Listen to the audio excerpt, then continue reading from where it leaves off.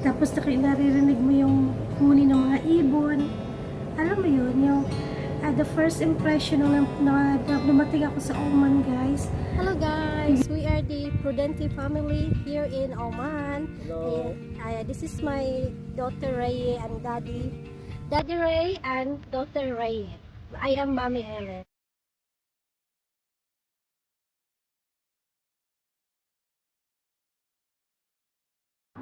Hello guys, good morning mga loves. Naka-online class pa siya, guys. At saka meron ako ditong plantsahin ko, guys. Tagal na yan, ilang araw na, mga 3 days na. Hindi ko pa matapos-tapos kasi hinihika na naman ako, mga lalabs. Super hika ako ang gabi. Ayun. Then I will try later kung matapos ko. Naka-online class. Punta natin ang kitchen, guys. So, yan guys. Meron pa akong natirang sinigang kagabi. Kasi nga hinika ako, guys. At saka yung kalahati ng isda. Ayan, pinirito. So, maybe we will go for the pinirito, guys.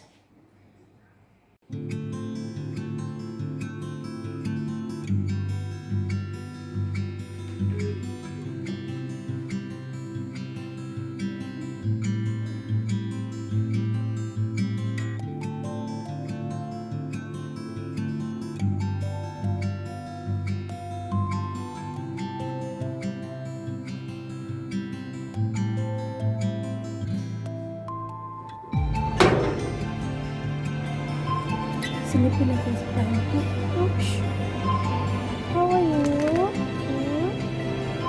Ano yung water mo? Tulog-tulog ka. Look at your water. You didn't take anything. You didn't drink your water. May isang lemon. Mainit pa rin na ito, guys. Mainit pa rin, guys, pero masarap din magpakawas ka rin sa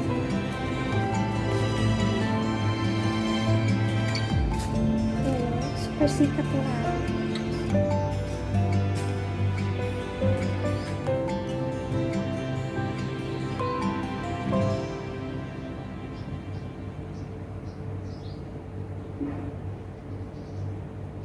Mainit pa rin, guys. Ganitong oras, it's 10 a.m.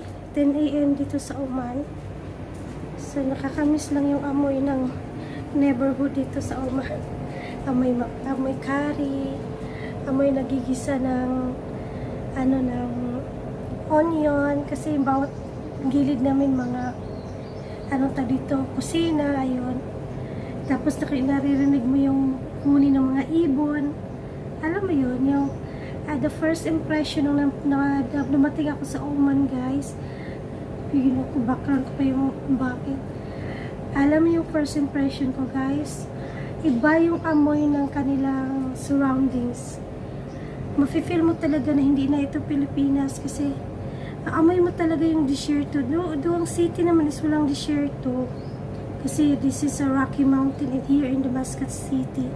Pero maamoy mo talaga, guys. Iba talaga ang amoy dito sa Arab country. As in, iba yung paglabas mo pa lang sa airport.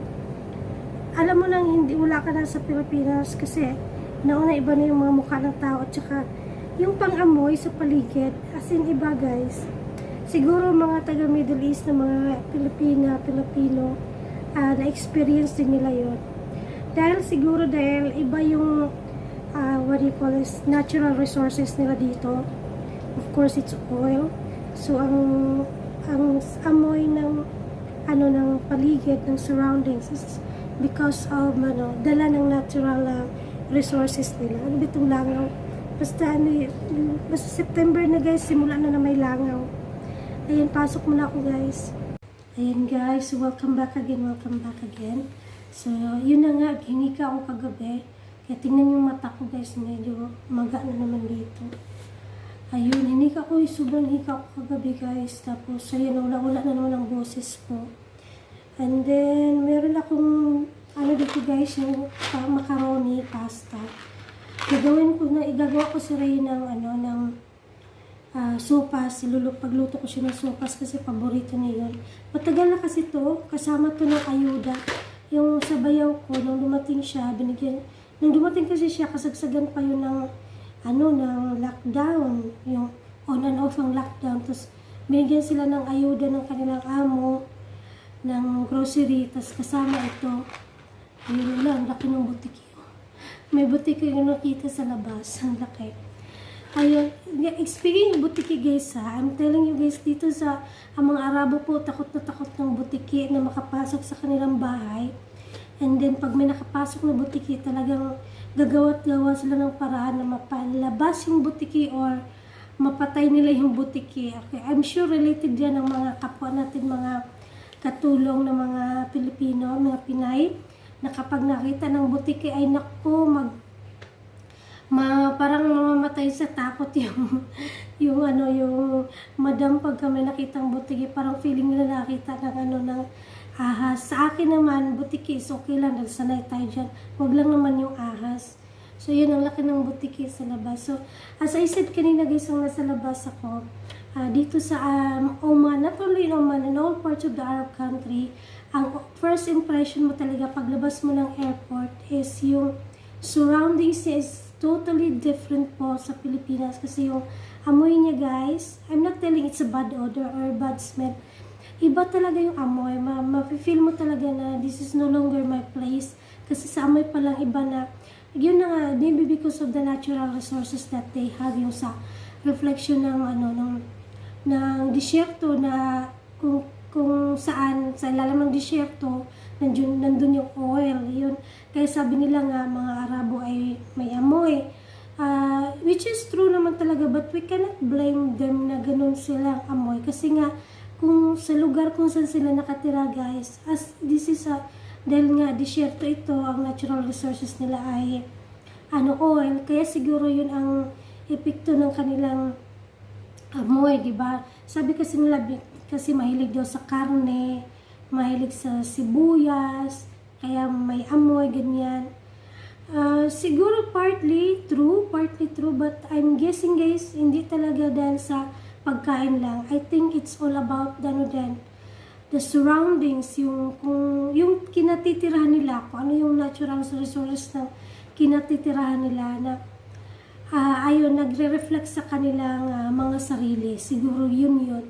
But I don't think it's all about the food. Kasi meron din mga Pilipino na mahilig din naman sa sibuyas, mahilig din sa sili. Di ba? May mga kapatid tayong mahilig sa sili, lalo na sa part ng Bicol, di ba? Sabi nila mahilig sa sili. Part ng Batangas, mahilig din sa sili yung iba. I think also kahit part ng Mindanao guys, maraming mahilig sa sili. Pero hindi naman sila ganun ang amoy na katulad ng mga tao dito, di ba? Pero hindi talaga yung dahil sa sili siguro. My opinion is all about yung natural resources nila, kung nag-reflect yung amoy ng surroundings nila, ng kanilang place. So, ayun, na-adapt ng kanilang katawan. Yun siguro. So, ayun guys, magkape muna ako kasi kumulo na yung aking tubig, no? So, saglit lang. Ayan, kape muna tayo guys. So, meron na naman uli akong kamuting kahoy. na ako sa kamuting kahoy this day. Kasi, dito, meron kasing time na may maraming kamuting kahoy sa supermarket guys, pero meron ding time na wala. So, hindi ko alam kung bakit maraming kamuting kahoy this time. Pero maya-maya wala na naman to guys, kaya mahal ito pag binili mo. So, ito muna ang aking almusal kasi nga super hika na naman ako kagabi. I don't want to matrigger na naman ulit, no? Kasi yung boses ko hindi pa bumalik. So, Ray is done with the second subject. Meron pa siyang last subject, yung hele. Break mo na sila saglit and then balik na naman ulit guys.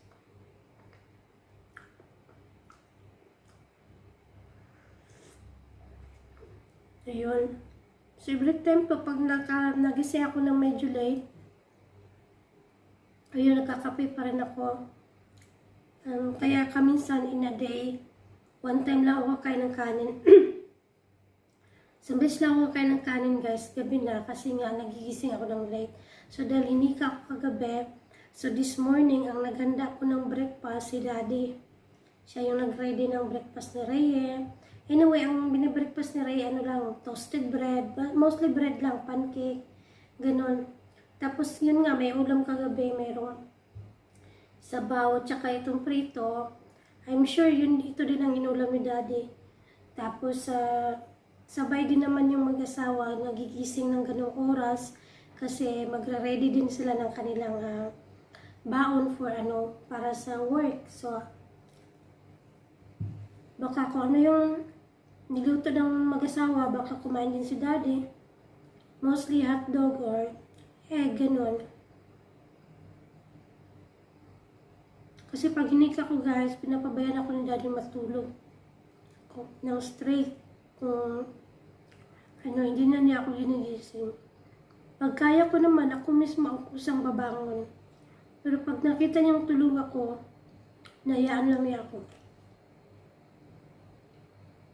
Welcome back again guys. Welcome back. So ito na guys, ready ako ng chicken para sa susupas ko kay Reye. So yung buong chicken guys, ayan, hinati ko siya. Kasi konti lang naman yung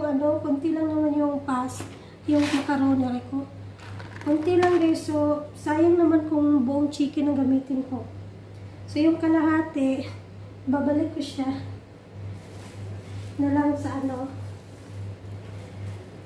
tawag dito, hindi ko gagamitin yung kalahati. Next time na lang po magluluto kami ng ulam. Ayan.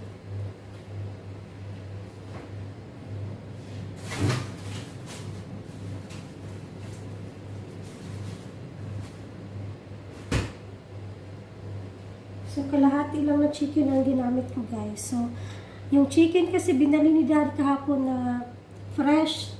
Ngayon, baka matagalan bago lutuin yung natira. Kaya nilagay ko na lang sa freezer.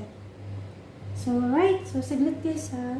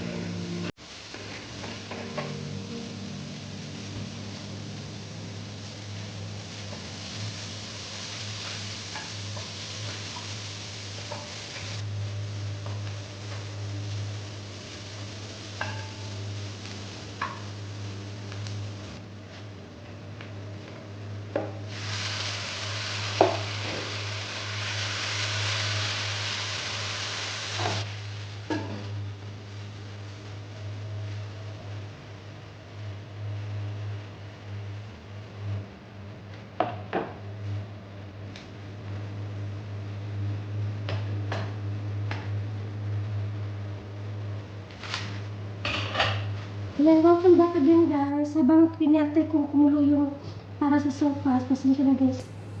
Nagano ako ng watermelon, na-ready ko na yung watermelon.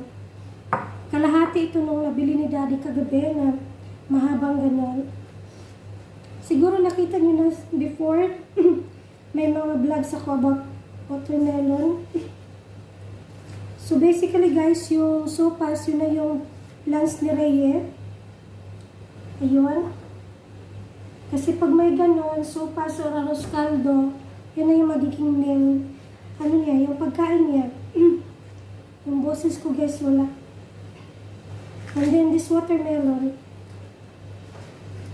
hindi pa lang kumulo. So ito guys kasi guys, magtaka kayo, gumamit ako ng same chopping board. Kasi yung chopping board ko ng pang-prutas, yung white, nabasag na guys, as in nasira na. So I'm using same chopping board, pero before ko siya gagamitin para sa prutas, siguraduhin ko munang wash siya thoroughly. Kasi yung amoy, diba? Sinabon ko siya ng maigi.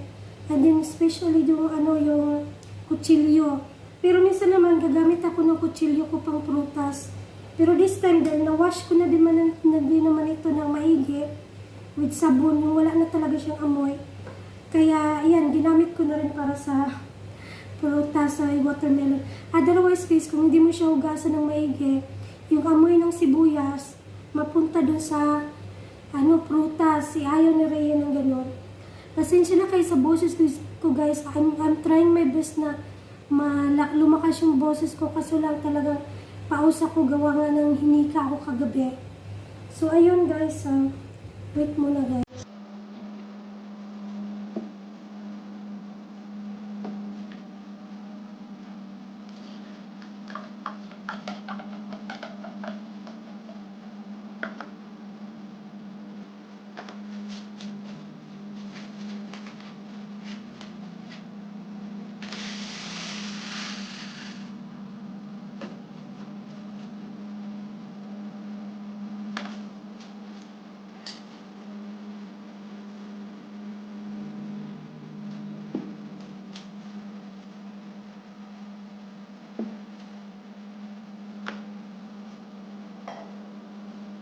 Welcome back again guys. So patapos ang ating sopas, palagyan na natin ng finishing na. At yung evaporated milk. Yan.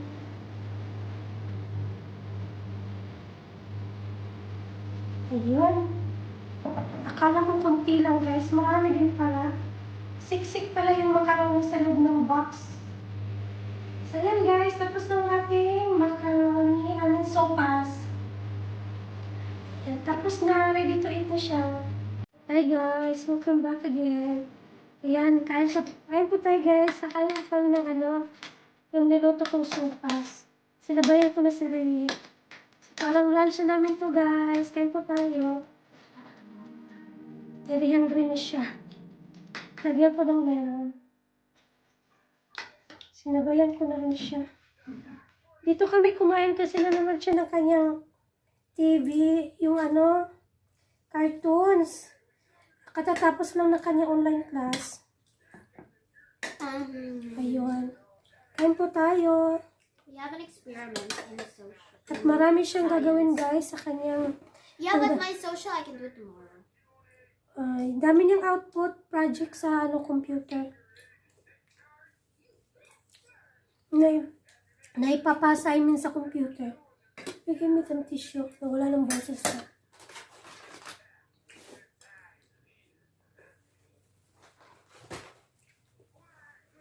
So, ganitong style namin kapag gusto namin manood ng movie, gusto niya manood ng cartoons niya, dito kami kumakain sa mini table namin.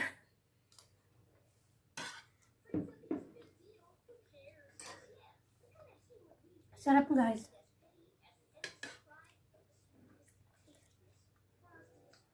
Mayroon siyang luya, nangunguya ko yung luya.